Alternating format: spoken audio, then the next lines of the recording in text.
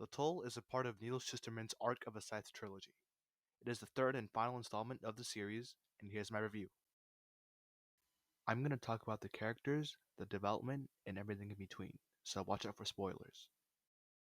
The story takes place 3 years after the previous book, Thunderhead. We saw from the last book that the island of the Enduring Heart sank, and Goddard was behind it.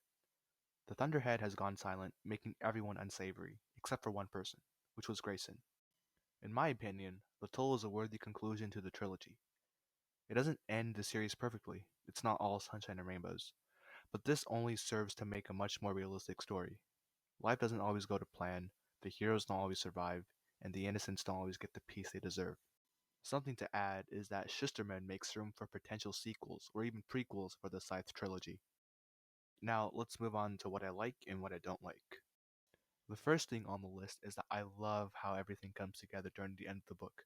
We see so many different characters trying to make things right their own way until we, the readers, and the characters realize that everybody has the same destination, figuratively and literally.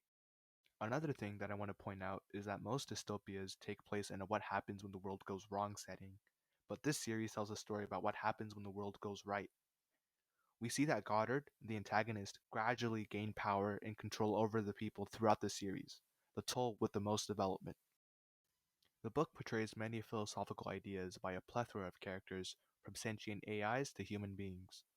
We also see characters in the Toll have several instances where it parallels stories in the Bible, which makes it very interesting. Now, let's move on to what I don't like about the book.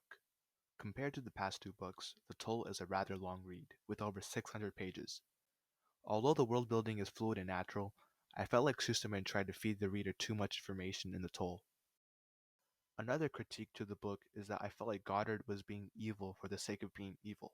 He's a great villain, don't get me wrong, but I felt like the author could have given him more depth.